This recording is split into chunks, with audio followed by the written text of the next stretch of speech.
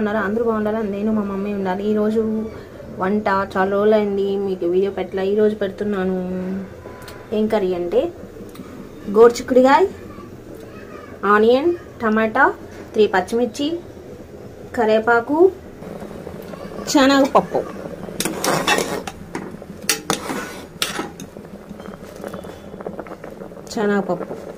గోరుచిక్కుడుకాయ శనగపప్పు కర్రీ చాలా బాగుంటుంది.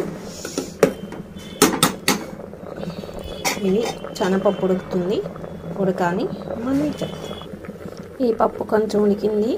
ఇప్పుడు మనం గోరుచిక్కుడుకాయ వేసేసాము. బాగా కలుపుకుంటే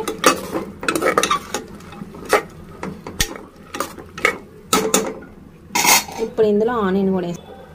ఆనియన్ 3 పచ్చిమిర్చి వేసేసి ఇలా కలుపుకొని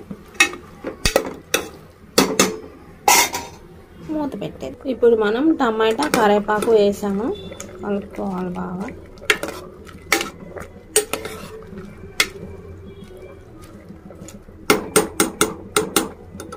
ఇప్పుడు మనం రుచికి సరిపడా ఉప్పు, పసుపు వేసుకున్నాము, కలపాలి బాగా.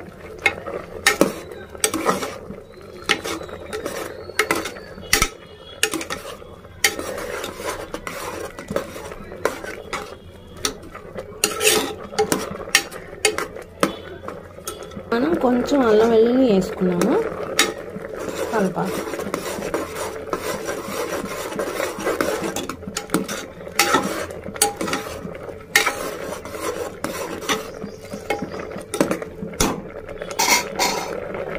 ఇప్పుడు మనం కారము, ధనియాల పొడి వేసాము, కలుపుకోవాలి.